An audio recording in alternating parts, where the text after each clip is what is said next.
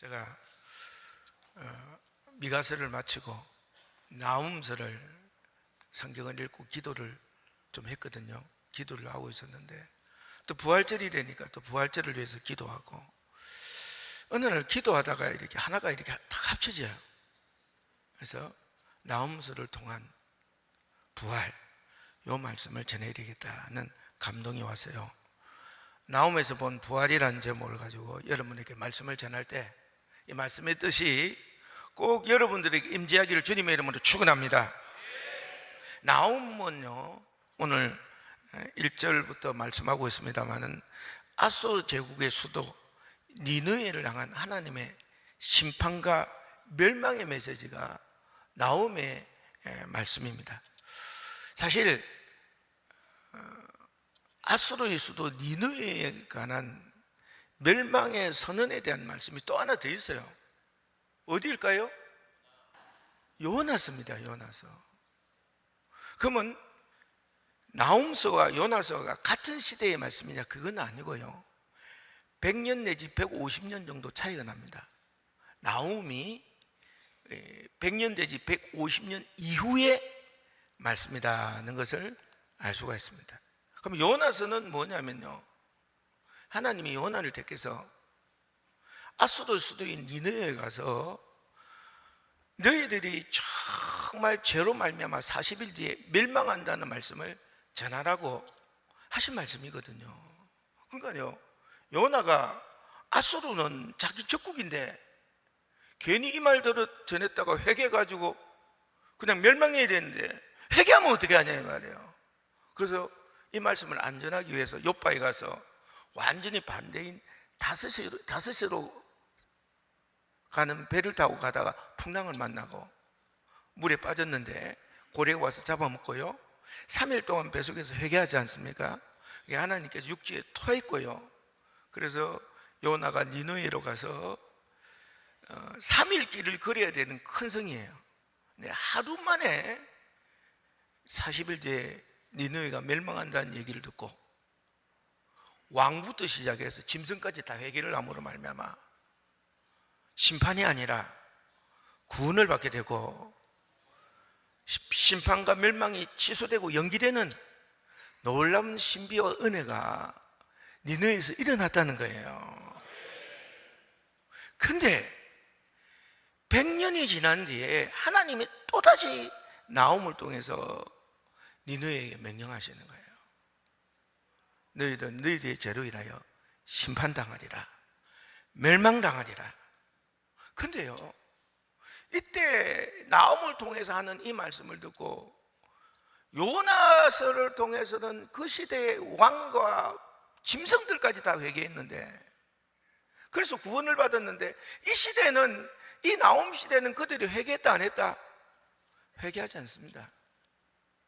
그래서 바벨로니아에서 철저히 멸망당하고 짓밟힘을 당해서 그냥 이 아수르가 없어져 버렸다는 것입니다.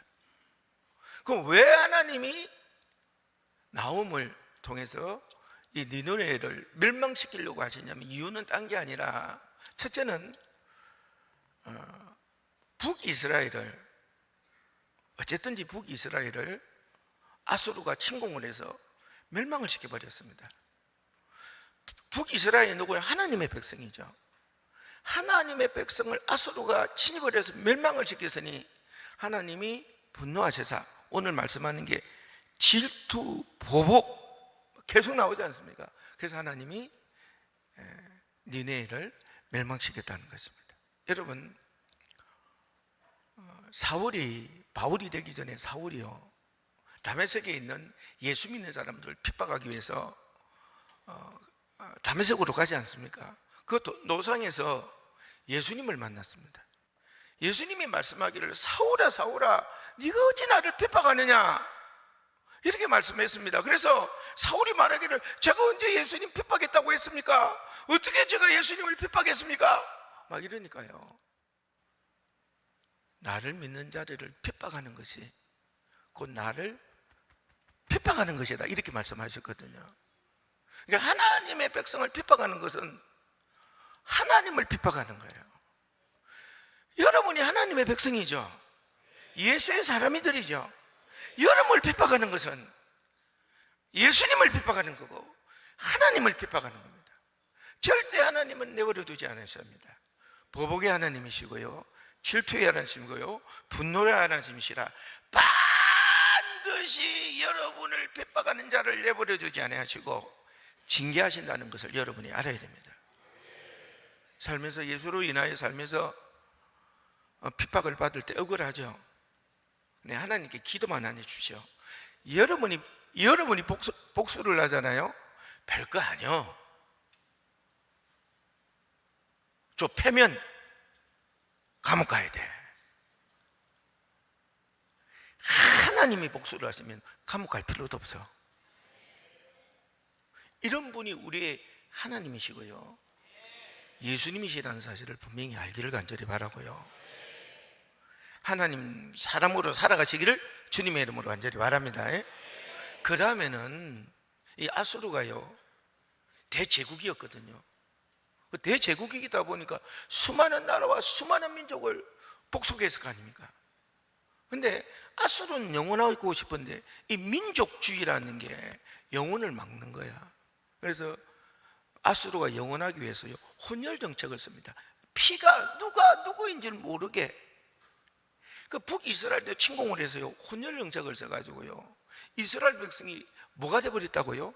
사마리아인이 되어버렸습니다. 이에 대해서 하나님은 분노하셔서 아수르를 멸망시키겠다 말씀하셨고요, 세 번째는 지금 설명할 수는 없습니다만 잔인하기 이를 데 없는 공포 정치를 아수르가 행합니다.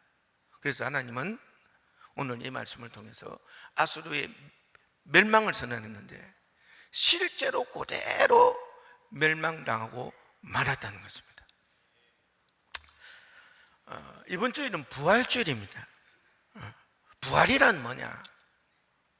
우리가 알고 있어도 다시 확인을 하고 또 이 신비의 은혜를 받고 또 이 신비한 은혜가 우리들에게 있어져야 될 것입니다. 아멘입니까?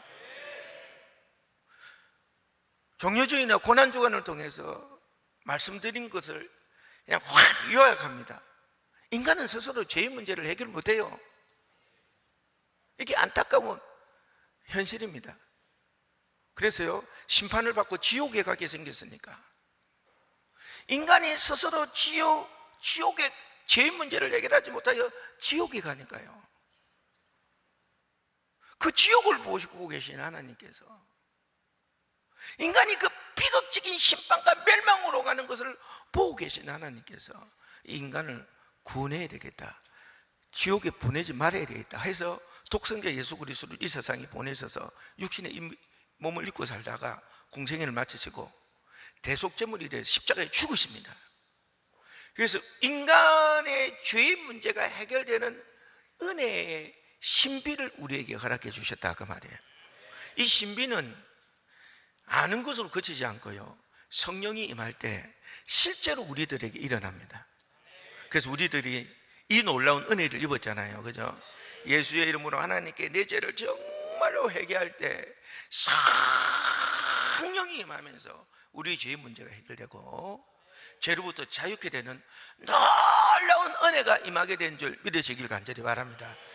이 놀라운 신비가 예수님이 십자가에 죽으심으로 말미암아 대속제물이 됨으로 말미암아 우리에게 주어지는 은혜였다, 이 말이에요. 혹시 이 자리에 죄의 문제가 해결이 안 돼서 죄의 고통 속에서 죄의 멸망으로 향하여 나간 분들이 계신다면 방법이 있습니다. 예수를 영접하시길 간절히 바랍니다. 40일 말씀 양육이 있다고 하니까요, 꼭 받으셔서 성령 받으심으로 말미암아 죄의 문제가 해결되어서 정말 죄에 구속되어서 고통 속에서 절대 지옥 가는 자 되지 않기를 주님의 이름으로 간절히 바랍니다. 성령이 임할 때 이게 가짜가 아니라 진짜라는 사실을 경험하게 될 것입니다. 아멘입니까? 놀라운 신비입니다. 근데 성령이 임하고 예수님이 보혈의 피로 내 죄가 사해지고 자유해졌음을 우리가 경험을 하는데요, 문제는 그 이후부터 내가 이 세상을 살면서 죽음까지 이 기간이라는 게 문제다 이 말. 이 기간에 여전히 악한 마귀 사탄 귀신이 존재해요. 이들은 우리 주님이 다시 오실 때 반드시 지옥불에서 울부짖으며 이를 가며 반드시 심판을 받는다는 것을 악한 마귀 사탄 귀신은 알고 있어요. 그래서 지금도 함께 지옥에 갈 자를 젊은 사자가, 배고픈 젊은 사자가 삼킬 자를 찾듯이 지금도 찾고 있는 줄 여러분이 알기를 간절히 바랍니다. 그래서요, 악한 마귀 사탄 귀신이 예수로 인하여 거듭난 우리들을 360도로 찔러봐요. 죄, 악습, 불순종, 거짓말, 미움, 질투, 시기, 분노, 도둑질, 강도, 음란, 중독, 각양의 나를 찍어보면 반응하는 게 있어요. 이게 이제 우리가 약한 거야. 집요하게 유혹을 하거든요. 그러면 우리 인간들이 넘어지고 자빠지고 엎드려져서 결국은 심판을 받고 천국에 갈 수 없도록 지금도 역사하고 있다 이 말이에요. 근데 문제는 악한 마귀 사탄 귀신도 천사이기 때문에 하나님의 능력을 받아서 그런 일을 하는데 악한 마귀 사탄 귀신이 할 수 없는 게 있어. 첫째, 생명이 이 세상에 오게 하는 거. 생명은 할 수가 없어요. 자기 힘으로 할 수가 없어요. 그 생명이 죽게 하는 것, 죽는 것, 이것도 할 수가 없어. 그리고 죽은 생명을 살리는 일, 생명에 관해서는 악한 마귀 사탄 귀신이 할 수 있다 없다? 없어요. 그러나 악한 마귀 사탄 귀신은요, 죄를 통해서, 음란을 통해서 생명이 나도록 촉매 역할을 해. 역할을 해요. 죄와 음란을 통해서, 악습을 통해서요, 죄를 통해서 죄의 씨앗이 이 세상에 오도록 역할을 할 수 있어요. 생명은 나게는 할 수 없어도 그런 역할을 할 수 있어요.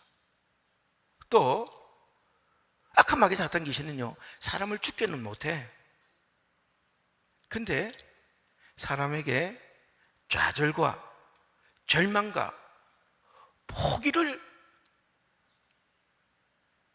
각인시켜서요, 나는 안 돼, 이 일은 극복이 안 돼, 이거는 이길 수가 없어, 나는 포기할 수밖에 없어. 그래서 완전히 좌절함으로 말미암아 죽음에 이르게 하는 역할도 해요. 죽일 수는 없지만 죽음에 이르도록 촉매 역할을 하고 역할을 한다 이 말이에요.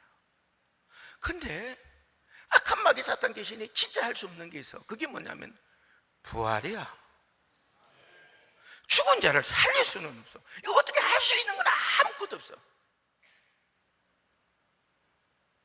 그래서 우리 예수님이 죽으시고 난 뒤에 부활을 하신 거예요.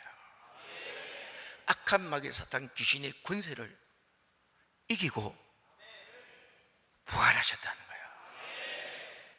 악한 마귀 사탄 귀신이 아무리 미혹하고 유혹하고 엎드려주고 넘어지고 자빠지게 하더라도 그걸 뚫고 예수님은 부활하신 거예요. 승리하신 거예요. 극복하신 거예요. 이기신 거예요. 그래서 이 예수의 승리가요, 부활이 예수의 승리가요, 중요한 것은 그 일이 우리에게도 임하는 신비가 일어나요. 이 금식도 힘들어. 근데 이제 진정한 금식을 좀 해보지 뭐, 금식이 좀 두려운 사람이 있어. 나 같은 사람 왠지 모르게 금식이 두려워. 금식한다 생각하면 괜히 떨고 있어. 왜 떠는지도 몰라. 근데 떨고 있어. 괜히 걱정하고 염려하고 있다니까요. 근데 금식을 하면 금식이 잘 안 돼. 죽을 것 같아. 병이 나. 근데요, 그걸 알기에 너무 금식을 하고 싶은데 내 몸이 금식을 못해. 예수님, 나는 예수님의 부활을 잠재갖고 예수님의 그 대속이 돼 금식으로도 조금 함께 하고 싶은데 제가 할 수가 없어요. 주님, 나게 해주세요 라고 울며 금식을 하면 또 돼. 금식이 돼요. 이게 희한하게 금식을 또 할 수 있어. 참 희한한 거야.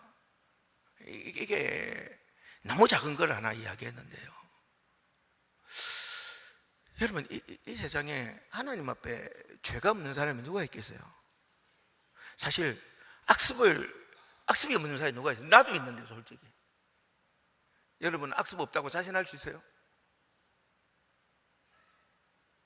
난 불순종 안 한다고 말할 자신 있냐고요. 난 유혹 안 당할 자신이 있고 이게 되냐고요. 근데요, 살면 이것 때문에 하나님 앞에 떳떳하지도 못하고요, 하나님 앞에 당당하지도 못하고요, 이것 때문에 쭈글쭈글거리고요, 힘들어하고요, 아파하고요, 자존심도 상하고요, 또 넘어지고 자빠지기도 하고요, 내가 너무 작고요, 나 같은 게 무슨 이런 생각도 들 만큼 참 비참하고 초라해지기도 해요. 요게요. 근데 너무 고통스러워서 진짜 우리가 극복하고 싶노라고. 그 죄에서 그 악습 그 따위에 매여서 이렇게 초라하고 살기 싫다고, 하나님 진짜 도와달라고 정말 진심으로 기도를 하지 않습니까? 진심 아시죠? 극복이 돼요. 이기게 돼요. 안 할 수가 있어요. 내가 나를 보도 신비해. 예수의 부활이 나에게도 임해서 내가 승리하는 신비한 일이 일어나는 거예요. 내 일이 아니라, 나만의 이야기 아니라 여러분의 삶인 줄로 믿습니다. 이런 부활이, 신비한 부활이 일어나는 거예요. 여러분, 나움서를 보면 부활이라는 말은 무슨 말이냐면, 나움이라는 서를 보면 요나 때 니느웨가 회개를 함으로 말미암아 구원을 받게 됩니다. 근데 그 구원이 계속되나요? 나움 때 심판으로 변해버립니다. 그들의 회개가 한 번으로 끝났기 때문에 그냥 점처럼 그냥 끝나버린 거다, 이 말이야. 부활이란 예수의 영이 우리에게 임재해서 죄의 문제가 해결되는 이 신비한 일이 일어나고 마는 것, 이게 부활이 아니요. 이게 부활이 아닙니다. 부활이란 예수의 영이 임한 나에게 죄의 문제가 해결됐을 뿐만 아니라 내가 살아가면서 일어나는 수많은 죄와 악습과 불순종과 각종 더러움과 초라함과 비참함을 앞에 주님, 나는 이길 수 없사오니, 나는 극복이 안 되오니, 나는 정말 여기에 널 유혹에 넘어지오니 나로 하여금 비기게 하다 해달라는 통곡에 눈물이 있는 자들의 사건이 있을 때마다 악한 영을 극복하고 유혹을 극복하는 놀라운 신비들이 일어나거든요. 그러니까 부활이란 회개에서 구원받는 놀라운 은혜가 일어나는 것으로 점으로 끝나지 아니하고, 부활이라는 것은 선이 되어야 된다는 거예요.